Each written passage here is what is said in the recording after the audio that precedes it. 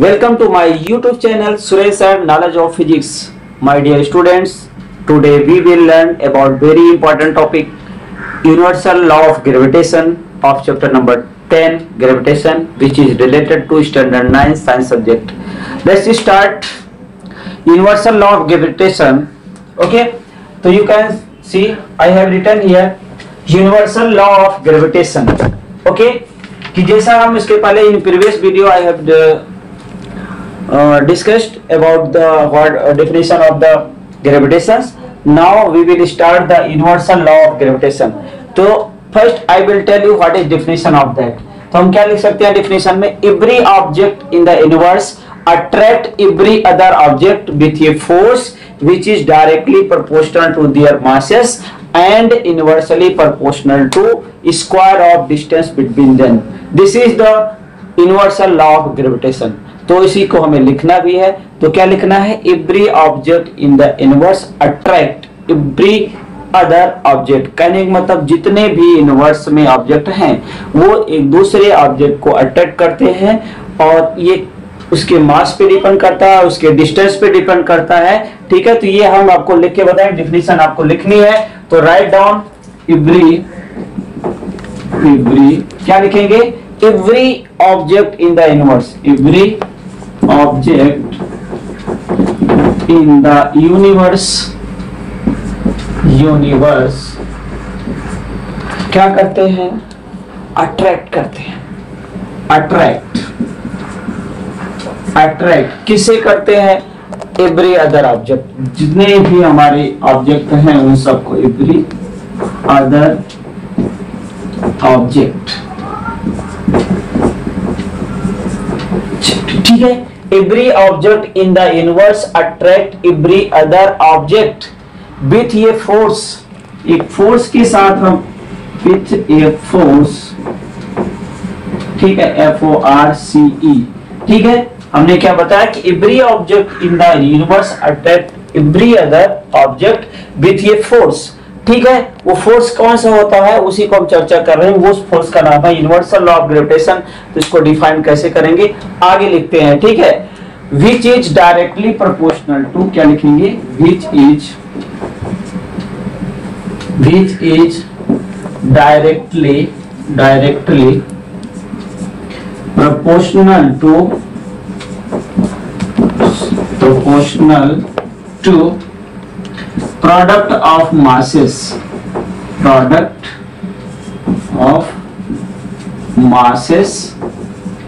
and inversely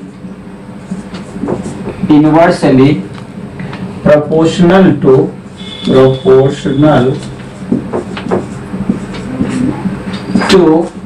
inversely proportional क्या, उसकी distance between them. ठीक है, तो हम क्या लिखेंगे कि square of distance between them. ठीक है, देम में एम आता है. ठीक है, them.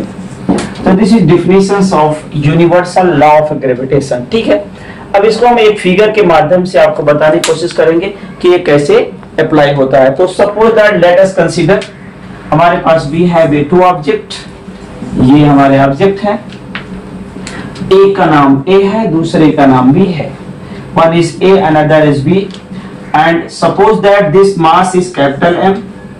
A mass is capital M and second mass is small b. And distance between both object is small d. क्या है, small. Clear? We want to find the gravitational force between both object. We want to find F. तो इन दोनों के बीच जो force लग रहा है वो क्या है, ग्रेविटेशनल फोर्स है जो हमें बताना है. ठीक है, तो अगर हम लॉ के अनुसार बताएं तो फर्स्ट इसमें टू टर्म में इसको हम अगर ब्रेक करते हैं तो इजीली वी कैन अंडरस्टूड. तो according the universal law of gravitation क्या कहता है कि force which is directly proportional to product of masses.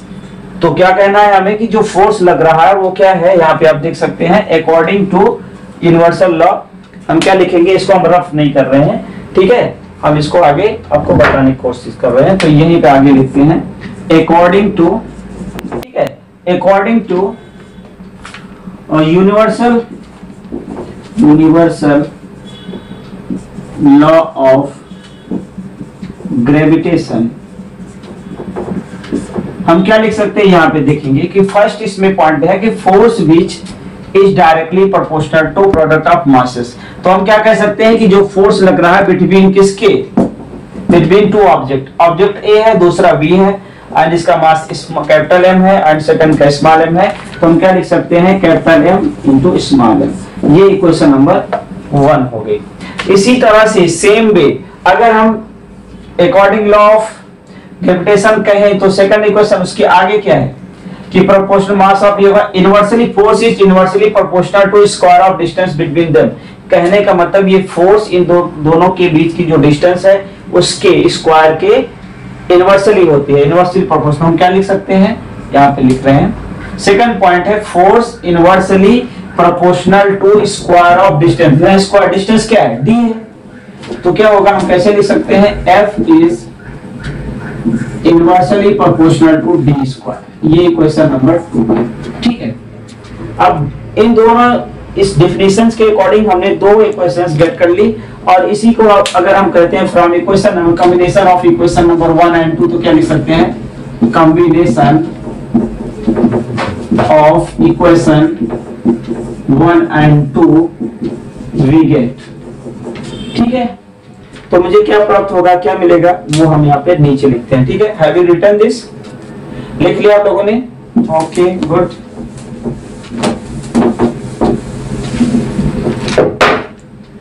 तो ये हम लिखेंगे यहाँ पे F is directly proportional to capital M small m by d square, ठीक है। ये क्वेश्चन नंबर 3 है। इसको हमने रफ क्यों नहीं किया, उसका भी रीजन था।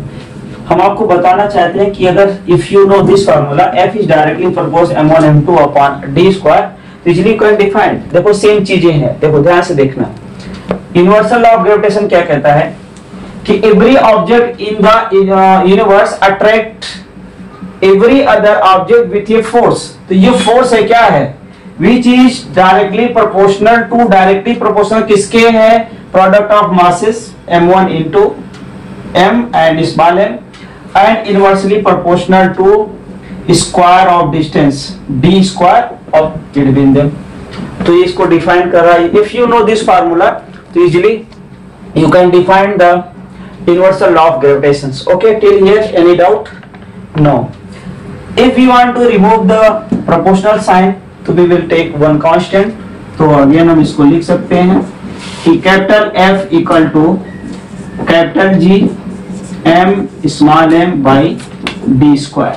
अब यहाँ पे कैपिटल G क्या है, this is the proportional constant जिसको हम क्या बोलते हैं, कैपिटल G क्या है, यूनिवर्सल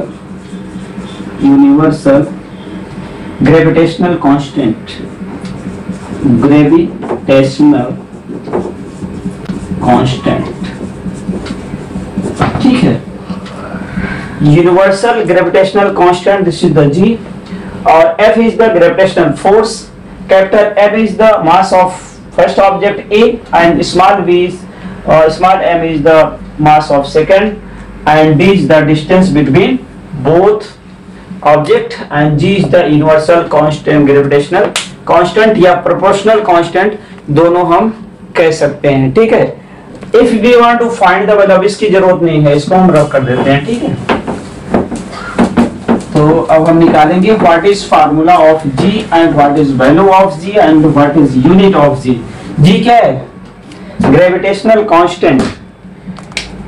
तो अगर हम G हमें निकालना है तो क्या कर सकते हैं, इसको इधर कर लो मल्टीप्लाई, तो हम लिख सकते हैं इसी को, इसको इक्वेशन नंबर मान लेते हैं, इक्वेशन नंबर 4।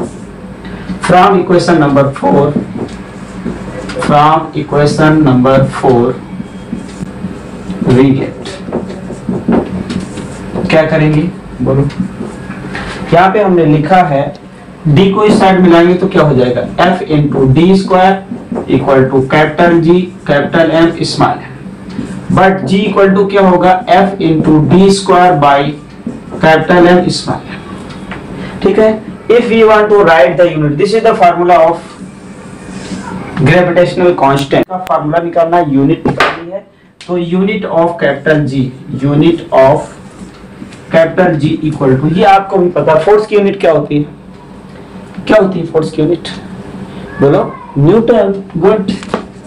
और लेंथ की क्या होती है, मीटर होती है, तो मीटर स्क्वायर हो जाएगा। और मास का क्या होता है, किलोग्राम, तो किलोग्राम स्क्वायर। तो हम इसको लिख सकते हैं G equal to newton metre square per KG square. ठीक है, तो this is the unit of capital G. ठीक है, तो यूनिट ऑफ कैपिटल जी आप देख सकते हो क्या है, unit of capital G equal to newton metre square per kilogram square. Okay, तो रहा ये यूनिट। अब हम लिखेंगे what is value of capital G. तो इसको सबसे पहले बताने वाले कौन थे, value of G was found by the Henry Cavendish by using the sensitive balance. तो आपको लिखना है तो लिख सकते हो the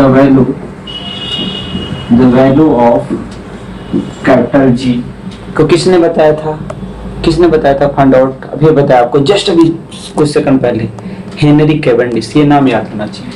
capital G found out by Henry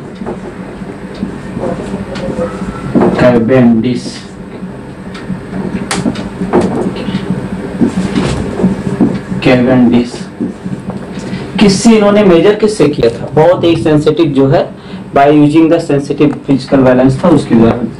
Cavendish by very sensitive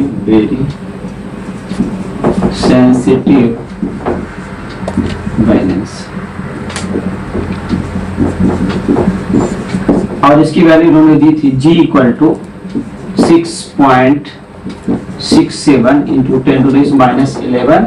अभी यूनिट बताया था मैंने आपको, ये न्यूटन। जी की वैल्यू क्या थी कैपिटल जी की, newton metre square per kilogram square. तो this is the value of capital G. और कैपिटल जी क्या है, gravitational constant, universal gravitational constant. This value 6.67 10⁻11 newton metre square per coulomb square. Okay, तो you can see the example of gravitational force in next videos. Okay, and this link we will give in description box. Okay, you can see there. Okay, so one applications I have given to related to gravitational force. Okay, so till here have you written? Okay, good, thank you.